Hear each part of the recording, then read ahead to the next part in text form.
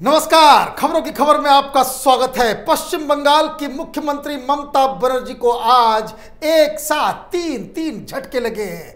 ऐसे ऐसे झटके जिससे ममता बनर्जी पहली बार बैकफुट पर नजर आई है और इन तीन झटके खाने के फौरन बाद ममता बनर्जी ने घोषणा की है कि वो दिल्ली आने वाली है 25 जुलाई को।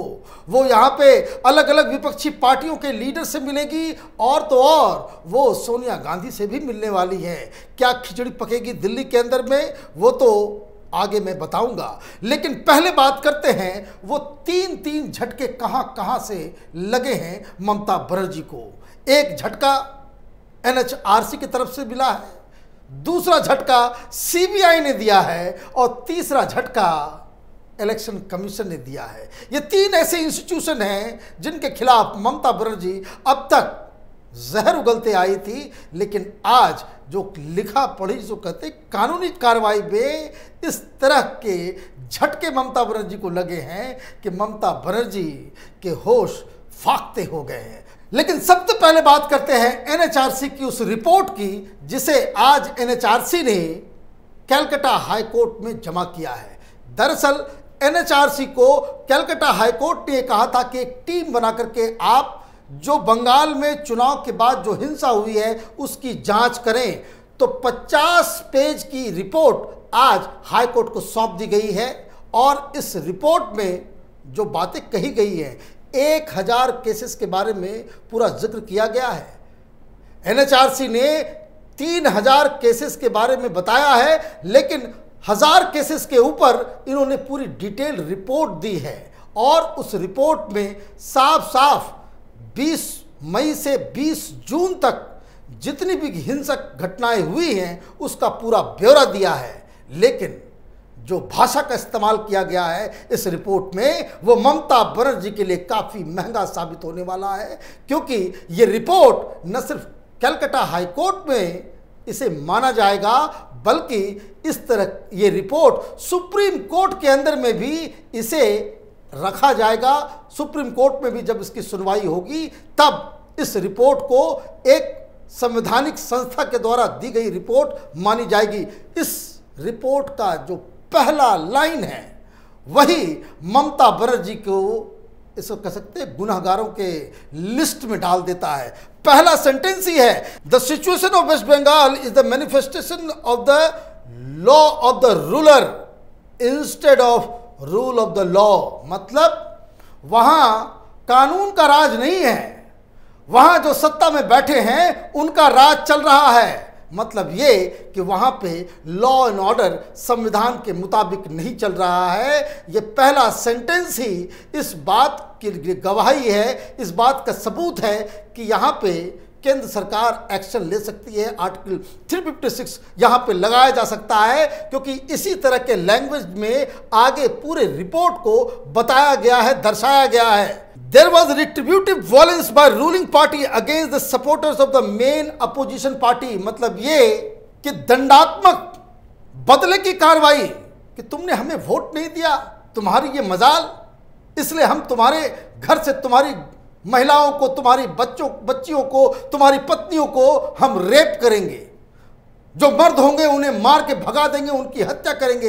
इस तरह की बातें NHRC की रिपोर्ट में लिखी गई है और जो सुप्रीम कोर्ट में दिया गया है। और मैं आपको बता दूं कि इस रिपोर्ट में कई सारे सुझाव भी दिए गए हैं। कोर्ट से अपील की गई है कि जो पूरा केस है वायलेंस का 3000 से ऊपर के जो केसेस हैं इन सब की जांच CBI के द्वारा की जानी चाहिए।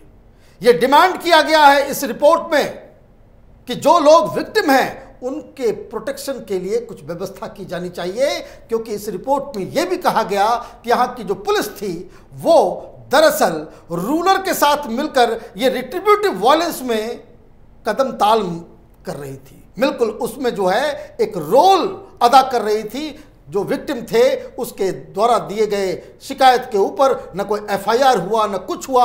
वहां खुला खेल फर्रुखाबादी चल रहा था और ममता बनर्जी चैन से बंसी बजा रही थी कि तुमने मुझे वोट नहीं दिया, अब भुगतो।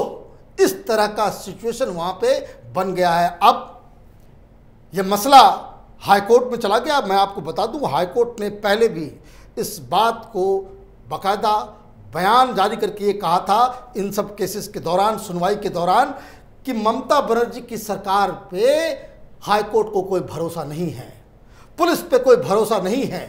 हर डिस्ट्रिक्ट कलेक्टर और एसपी को बाकायदा ये आदेश दिया गया था कि कोई भी केस का कोई भी कागजात वो गायब नहीं होना चाहिए। ये बंगाल में और इस तरह की प्रथा है यहाँ पे कि आप सारे कागजात ही गायब कर दो, क्योंकि ये हाईकोर्ट का आदेश है। इसलिए ममता बनर्जी पूरी तरीके से बैकफुट पे आ गई। अब इसमें मसला कहाँ फंस रहा है, ममता बनर्जी क्यों बैकफुट पे आ गई है? वो इसलिए आ गई है कि ममता बनर्जी ने तो पहले ही कह रखा है कि 2 तारीख के बाद से कोई वायलेंस हुआ ही नहीं। यह सरकार के द्वारा एफिडेविट दिया गया। उसके बाद जब हाईकोर्ट ने यह कहा कि एनएचआरसी अपनी एक टीम बना करके इन सारे केसेस के ऊपर एक रिपोर्ट दे, तो ममता बनर्जी बिलबिला उठी थी। उसकी सरकार ने हाईकोर्ट में जाकर के ये अपील की थी कि सब कुछ कर लीजिए, ये एनएचआरसी को मत बुलाइए, उसकी ज़रूरत नहीं है, हमारे पास हमारा सिस्टम है, हम इसकी तहकीकात करेंगे। लेकिन कोर्ट ने कहा था कि हमें तुम्हारे पर कोई भरोसा नहीं है, इसलिए एनएचआरसी को ये सारे केसेस जांच के लिए सुपुर्द किए गए थे। और अब जब पिछली बार एक इंटरिम रिपोर्ट दी गई थी जिस पे सुनवाई के दौरान कोर्ट ने ये कहा था कि इसमें बहुत सारे ऐसे केसेस हैं, कोर्ट के पास भी इसका इंफॉर्मेशन है कि किस तरीके से वहां पे विपक्षी पार्टी के कार्यकर्ताओं और समर्थकों के साथ अन्याय हुआ है, रेप्स हुए हैं, गैंग रेप्स हुए हैं। तो ममता बनर्जी ने कहा था कि वो इंटरिम रिपोर्ट हमें भी दिया जाए ताकि हम उसका कोई जवाब दे सके। कोर्ट ने साफ मना कर दिया था कि भाई आपको दिया जाएगा जब 16 तारीख को एनएचआरसी की फाइनल रिपोर्ट आएगी। अब एनएचआरसी ने अपना फाइनल रिपोर्ट दे दिया है और ये रिपोर्ट ममता बनर्जी के लिए ये किसी तलवार से कम नहीं है। ममता बनर्जी अब इसका क्या जवाब देंगी वो आगे आने वाले दिनों में पता चलेगा, क्योंकि रिपोर्ट की कॉपी बंगाल की सरकार को भी दे दी गई है। तो ये एक पहला झटका एनएचआरसी की तरफ से। दूसरा झटका सीबीआई की तरफ से ममता बनर्जी को लगा है।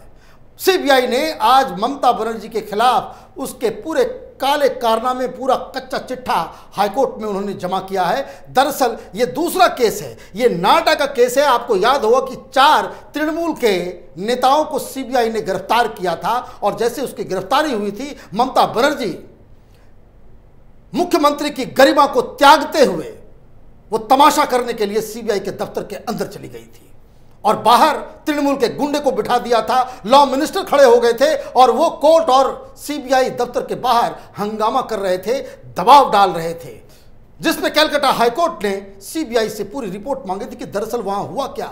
ममता बनर्जी की तरफ से यह कहा गया कि ये तो डेमोक्रेटिक राइट है। भाई डेमोक्रेटिक राइट किसका है? सरकार के खिलाफ आप आंदोलन करें, सरकार के खिलाफ आप करें, आप मुख्यमंत्री हैं, फॉर गॉड सेक आप इस तरह का तमाशा करेंगी। अब यह मालूम चला है कि सीबीआई की रिपोर्ट में सीबीआई ने क्या कहा। सीबीआई ने कहा कि ममता बनर्जी सीबीआई के दफ्तर में आ धमकी और सारे अधिकारियों को काम काज करने से रोक दिया। वो ये कह रही थी कि इमीडिएटली इन सब लोगों को छोड़ दिया जाए, मतलब कोई कानून का फॉलो मत करो, कोई जो नियम है, जो रेगुलेशन है, जो जिस तरीके से पूछताछ की का जो पूरा जो तरीका है उसको त्यागो और ममता बनर्जी की बात को मानो। अगर इन लोगों को आप नहीं छोड़ते हो तो यहां पे बहुत कुछ हो सकता है। सीबीआई ने अपनी रिपोर्ट में यह भी कहा कि ममता बनर्जी अधिकारियों को धमकाते रही। ममता बनर्जी ने यह कहा कि अगर इन लोगों को नहीं छोड़ते हो तो मुझे भी गिरफ्तार कर लो।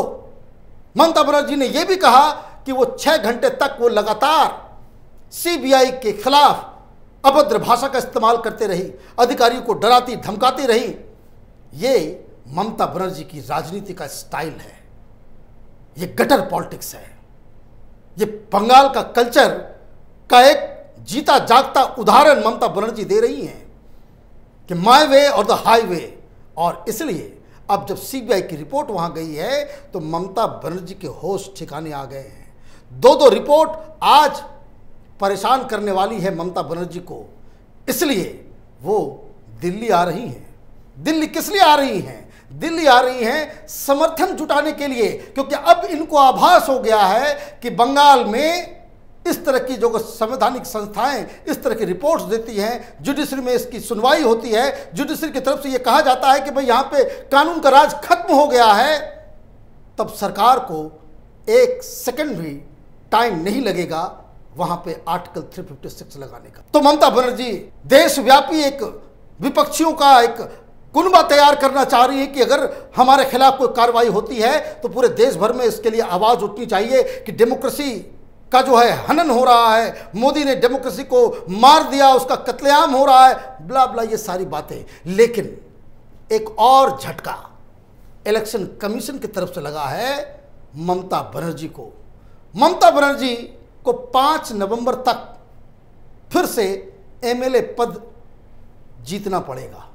मतलब ये कि चुनाव होना है, चुनाव जीत के उन्हें एक एमएलए, एक विधायक बनना जरूरी है, अदरवाइज 5 नवंबर को ममता बनर्जी को इस्तीफा देना पड़ेगा। दिक्कत यह है कि कोरोना की वजह से इलेक्शन कमीशन अभी जिस तरह से सुप्रीम कोर्ट से आदेश आ गए, जिस तरह से सुप्रीम कोर्ट कांवरियों के ऊपर सू मोटो केस ले लिया, कहा कि भाई बंद करो ये सब, ये क्या तमाशा हो रहा है। और ये तीसरी लहर सितंबर के आसपास आने की संभावना बताई जा रही है, और अगर ये तीसरी लहर आ जाती है तो चुनाव होंगे नहीं। जब चुनाव नहीं होंगे तो ममता बनर्जी चुनी नहीं जाएगी, जब चुनी नहीं जाएंगी तो उनको इस्तीफा देना पड़ेगा। और इसीलिए ये जो बौखलाहट है, आज 6 एमपी तृणमूल कांग्रेस के वो इलेक्शन कमीशन के पास जाकर के मिले, उन्होंने गुहार लगाया कि जल्द से जल्द आप वहां पे चुनाव करवाएं। इलेक्शन कमीशन ने इनकी बात सुन ली है कि भाई हम बाद में डिसाइड करेंगे। लेकिन दिक्कत क्या है, इसमें पेच जो सबसे बड़ा है वो यही है कि सुप्रीम कोर्ट का एक डंडा चला हुआ है इस सारे पब्लिक अफेयर्स के ऊपर। जब कांवरियों को रोका जा सकता है बिना किसी कंप्लेन के, सुप्रीम कोर्ट सू मोटो अगर इस तरह के केसेस को ले लेती है, तो इलेक्शन करवाने के पीछे तो ममता, ये सुप्रीम कोर्ट बहुत ज़्यादा नाराज भी था।